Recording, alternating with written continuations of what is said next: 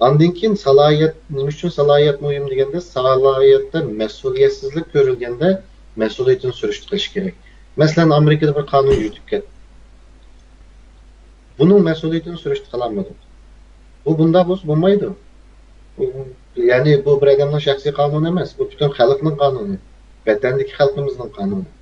Bunda bo'lgan ishga bizning mexanizmimiz ishni qilganda, qalbi qilganda uni taqdirlash, mas'uliyatsizlik qilganda mas'uliyatni surishtirib oladigan bir mexanizm bo'lishi kerak da'voning manfaati uchun va kasbiylashish uchun. Ondan keyin kasbiy axloqsizlik ko'rilganda kollektiv vijdon uni inkos qaytarish kerak. Bu nima degan gap deganda, masalan hozir ko'rdi xalqimiz nima shu'uni akademik fraud deganning nimaligini hamni. Endi xalqimizga tushadigan vazifa bo'ladi. Kollektiv vijdon deydigan bir narsa bo'ladi. Bu nima? Masalan, o qarindoshlarımızdan so'rash kerak xalqimiz.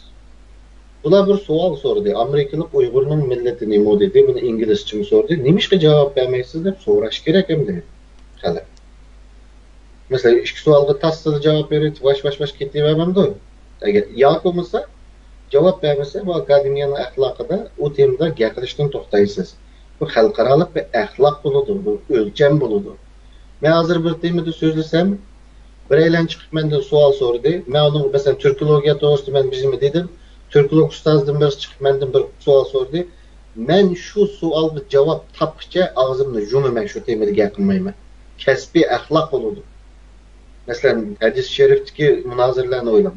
Bir taraf bir savolni so'rasa, qarshi taraf uningga javob bermasdan, munozara kirmasdan o'zi bilgancha yana o'zi ashtemni so'zlab yuraveramda.